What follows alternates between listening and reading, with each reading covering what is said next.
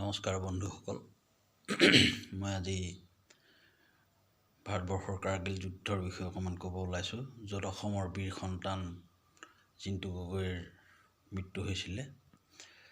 কাৰ্গিল যুদ্ধ হৈছিলে 1999 চনৰ মে'ৰ পৰা জুলাইৰ ভিতৰত। তেতিয়া পাকিস্তানৰ ৰাষ্ট্ৰপতি আছিলে পাৰভেজ মুশ্বাৰফ আৰু ভাৰতৰ ৰাষ্ট্ৰপতি APJ আব্দুল কালাম আৰু প্ৰধানমন্ত্ৰী আছিলে অটল বিহাৰী বাজপেয়ী। ভাৰতবৰ্ষৰ সৰ্বকালৰ সৰ্বশ্ৰেষ্ঠ প্ৰধানমন্ত্ৰী আৰু ৰাষ্ট্ৰপতিৰ জুতি। যুদ্ধখন কেনেকৈ হৈছিলে, তাত এটা চুক্তি আছিলে ভাৰত আৰু পাকিস্তানৰ মাজত, যে যেতিয়া ঠাণ্ডা দিন আহিলে দুই দেশৰ সৈন্যবাহিনী LOCৰ পৰা পিছুৱাই যাব। সেইমতে ভাৰতবৰ্ষৰ সৈন্যবাহিনী LOCৰ পৰা পিছুৱাই আহিল, কিন্তু পাকিস্তানৰ সৈন্যবাহিনী LOCৰ পৰা পিছুৱাই নগ'ল।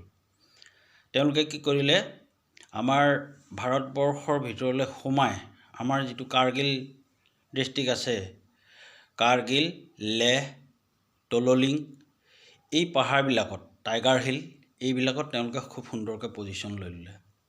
পজিশ্যন লৈ তেওঁলোকে অপেক্ষা কৰি থাকিল ভাৰতীয় সৈন্যবাহিনী ঠাণ্ডা যোৱাৰ পাছত যেতিয়া ওপৰলৈ উঠি আহিব তেতিয়া আক্ৰমণ কৰিবলৈ। সেইমতে মে' মাহত যেতিয়া ঠাণ্ডা কমিলত ভাৰতীয় সৈন্যবাহিনী ওপৰলৈ উঠি গ'ল। উঠি যোৱাৰ লগে লগে তেওঁলোকে কি কৰিলে, পাকিস্তানী আৰ্মীয়ে আমাৰ ভাৰতীয় সৈন্যৰ ওপৰত আক্ৰমণ কৰিলে। বন্দুকেৰে আক্ৰমণ কৰিলে, স্নাইপাৰ লগালে। স্নাইপাৰটো হ'ল কি, তেওঁলোকে যে য'ত ত'ত লুকাই থাকে আৰু যিজন ট্ৰুপটোৰ যিজন হেড থাকে তেওঁক মাৰিবলৈ যত্ন কৰে বা মাৰে। তাৰপিছত তেওঁলোকে ধুনীয়াকৈ সুন্দৰকৈ পাহাৰৰ ওপৰত পজিশ্যন লৈ আছে। আমাৰ সৈন্যবাহিনী তলৰ পৰা ওপৰলৈ উঠি গৈছে। গতিকে সেই সময়ত আমাৰ সৈন্যবাহিনীৰ ওপৰত আক্ৰমণ কৰিবলৈ তেওঁলোকৰ সহজ হৈছে। তেওঁলোকে য'ত ত'ত লুকাই আছে, ইণ্ডিয়ান আৰ্মীয়ে বিচাৰি পোৱা নাই। তেতিয়া অটল বিহাৰী বাজপেয়ী আৰু কালাম চাহাবে আলোচনা কৰি ভাৰতীয় বায়ুবাহিনীক নিৰ্দেশ দিলে। বায়ুবাহিনী গ'ল, আক্ৰমণ চলিল। বায়ুবাহিনীয়ে ওপৰৰ পৰা আক্ৰমণ কৰিলে। তাৰপিছত পদাতিক বাহিনীয়ে তলৰ পৰা আক্ৰমণ কৰিলে।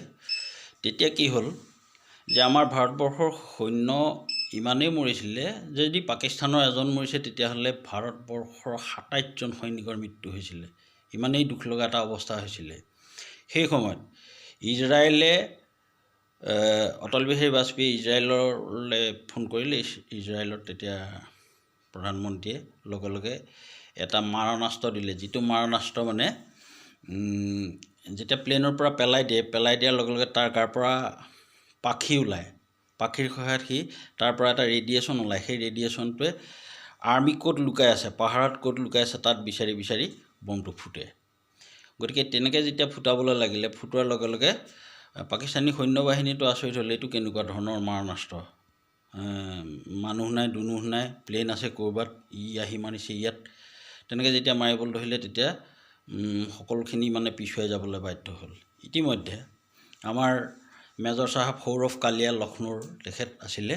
তেখেতৰ ট্ৰুপটোৱে তেনেধৰণে যুদ্ধ কৰিবলৈ উঠি গৈ থাকোঁতে পাকিস্তানী আৰ্মীয়ে এৰেষ্ট কৰি লৈ গ'ল। এৰেষ্ট কৰি লৈ গৈ কি কৰিলে, তেওঁলোকক প্ৰথমতে চকুকেইটা উঠাইছে, কাণ কাটিছে, জিভা কাটিছে, হাত চাত কাটি পেলাইছে।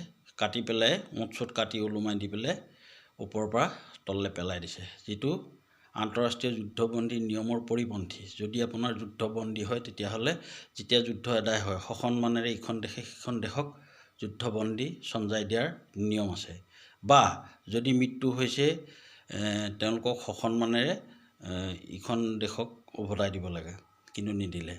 তাৰপিছত আমাৰ গোৰ্খা ৰেজিমেণ্টৰ মনোজ কুমাৰ পাণ্ডে আৰু তেখেতৰ যিটো ট্ৰুপ আছিলে, সেই ট্ৰুপটো গৈ এনেকুৱা পাকিস্তানৰ য'ত আৰ্মিৰ বাংকাৰ আছে তাত সোমাই কি কৰিলে, বন্দুক ব্যৱহাৰ কৰা নাই, তেওঁলোকৰ এখন খুকুৰি আছেতো গোৰ্খা ৰেজিমেণ্টৰ, সেই খুকুৰিৰে পিছফালৰ পৰা চব কাটি নিবলৈ লাগিলে, ডিঙি কাটি কাটি পেলাই নিবলৈ লাগিলে। তেতিয়াতো পাকিস্তানী আৰ্মীয়ে ভাবিলে এইটো বন্দুক নাই, বাৰুদ নাই, কেনি আহিছে, ক'ত সোমাল, চব কাটিবলৈ লাগিছে। তেতিয়া কি হ'ল, তেওঁলোকে বাংকাৰেৰে যিকেইজন বাচি থাকিলে সেইকেইজন পলাই ফাট মাৰিলে। তাৰপিছত তেতিয়া পাৰভেজ মুশ্বাৰফে যেতিয়া যুদ্ধৰ গতি বিষম দেখি পেলাই লগে লগে কি কৰিলে, একদম আমেৰিকাৰ ৰাষ্ট্ৰপতিৰ ওচৰলৈ গ'ল। আমেৰিকাৰ ৰাষ্ট্ৰপতি গৈ ক'লেগৈ যে ভাৰতে পাকিস্তান আক্ৰমণ কৰিছে। তেতিয়া ৰাষ্ট্ৰপতিয়ে ভাৰতবৰ্ষৰ প্ৰধানমন্ত্ৰীলৈ ফোন কৰিলে বাজপেয়ীলৈ, বোলে বাজপেয়ী চাহাব কথাটো সঁচা নেকি? বাজপেয়ীয়ে বোলে আমি ৰাষ্ট্ৰপতিয়ে ক'লে আপোনালোকে যুদ্ধ বন্ধ কৰক, আমেৰিকাৰ ৰাষ্ট্ৰপতিয়ে ক'লে। তেতিয়া আমাৰ প্ৰধানমন্ত্ৰী অটল বিহাৰী বাজপেয়ীয়ে ক'লে বোলে আমি যুদ্ধ বন্ধ কৰিব নোৱাৰোঁ, যুদ্ধটো পাকিস্তানেহে কৰিছে, গতিকে পাকিস্তানক কওক যুদ্ধ বন্ধ কৰিবলৈ। তেতিয়া কথাটো গোটেই বিশ্ব দৰবাৰত ওলাই গ'ল যে তেতিয়া পাৰভেজ মুশ্বাৰফে কৈছিল যে আতংকবাদী, জম্মু কাশ্মীৰৰ আতংকবাদীয়েহে আক্ৰমণ কৰিছে, আমি পাকিস্তানীয়ে আক্ৰমণ নাই কৰা। তেতিয়া অটল বিহাৰী বাজপেয়ী বোলে যদি পাকিস্তানী নহয় তেতিয়াহ'লে এই যিবিলাক আৰ্মছ এণ্ড এমিনেশ্যন ব্যৱহাৰ কৰিছে তাততো পাকিস্তানৰ মানে বৰটোপ ওলাইছে, গতিকে পাকিস্তানী বৰটোপ তেওঁলোকে উগ্ৰপন্থীয়ে কেনেকৈ পাইছে সেইবুলি প্ৰশ্ন কৰিলে। তাৰপিছত কি হ'ল, আমাৰ যুদ্ধ জয় হ'ল, যিটো ভাৰতীয় সৈন্যবাহিনী এটা অপাৰেশ্যন বিজয় হিচাপে চিহ্নিত কৰে আৰু অসমৰ বীৰ সন্তান আমাৰ জিন্তু গগৈৰ মৃত্যু হৈছিলে।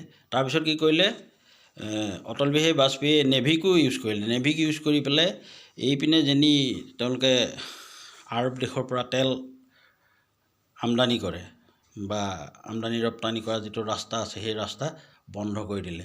বন্ধ কৰাৰ লগে লগে পাকিস্তানৰ অৱস্থা এনেকুৱা হৈ গ'ল যে মাত্ৰ যিটো তেল আছিলে মাত্ৰ 7 দিনহে পাকিস্তানখন চলিব। গতিকে এনেকুৱা কণ্ডিশ্যনত কি হ'ল, পাৰভেজ মুশ্বাৰফ বাধ্য হৈ যুদ্ধ বন্ধ কৰিলে, মানে পৰাস্তই হ'ল, পৰাস্ত হৈ যুদ্ধ বন্ধ কৰিলে। এতিয়াও মই সৌৰভ কালিয়াক কৈছোঁ, প্ৰাৰ্থনা জনাইছোঁ ভগৱানৰ ওচৰত, পাৰভেজ মুশ্বাৰফক ইপুৰিত য'তে পাওক সৌৰভ কালিয়াই যাতে তেওঁৰ কাণ নাক হাত কাটি পেলাই পাৰভেজ মুশ্বাৰফক তাতে পেলাই দিয়ক, মই এইটো কামনা কৰিছোঁ। বাকী এনেকুৱা অমানৱীয় যুদ্ধ কৰিব নাপায়। তেওঁলোকে জম্মু কাশ্মীৰ আমাৰ কৰি থাকে, কিন্তু জম্মু কাশ্মীৰ আমাৰ বুলি ক'লে কি হ'ব, সেইপিনে পূব পাকিস্তান বাংলাদেশ হৈ ফাটি গুচি গ'ল, সেইফালে আফগানিস্তান ফাটি গুচি গ'ল, তালিবানে সেয়া ফাটি গুচি গ'ল, আৰু 2030 চনৰ ভিতৰত বেলুচিস্তানখনো হয়তো পাকিস্তানৰ পৰা বিচ্ছিন্ন হ'ব। গতিকে সেইবিলাকৰ কথা চিন্তা নকৰে, কেৱল মাত্ৰ জম্মু কাশ্মীৰ কৰি তেওঁলোক মৰিবগৈ। ধন্যবাদ।